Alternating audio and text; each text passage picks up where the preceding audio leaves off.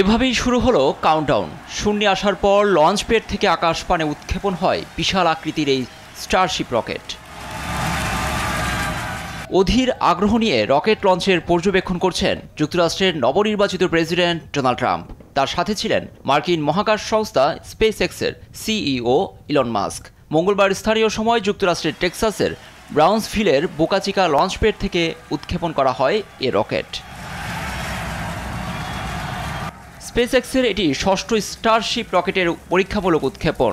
রকেটের যন্ত্রাংশ super heavy booster অপ্রত্যাশিতভাবে মেক্সিকো উপসাগরে গিয়ে পড়ে। এর আগে গত মাসেই পঞ্চম পরীক্ষামূলক উৎক্ষেপণে হেভি বুস্টারটি চমৎকারভাবে চপস্টিক নামক লঞ্চপ্যাডের যান্ত্রিক হাতে ল্যান্ড করেছে, যা মুগ্ধ করেছিল ট্রাম্পকে।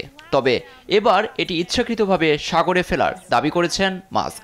স্টারশিপটি মহাকাশে যাওয়ার পর আবার পৃথিবীতে ফিরে আসে। 400 ফুট লম্বা রকেটটি নির্মাণ করা হয়েছে চাঁদে অথবা মঙ্গল গ্রহে মহাকাশচারীদের পাঠানোর জন্য। পরিকল্পনাটি বাস্তবায়নের লক্ষ্যেই ইলন মাস্ক ও সংস্থা চালিয়ে যাচ্ছে পরীক্ষামূলক উৎক্ষেপণ।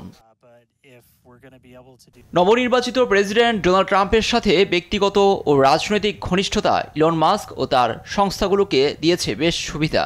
মানবজাতি একদিন পৃথিবীর পাশাপাশি মঙ্গল গ্রহে বসবাস করবে এ দৃঢ় সংকল্প নিয়ে দ্রুত এগোচ্ছেন মাস্ক।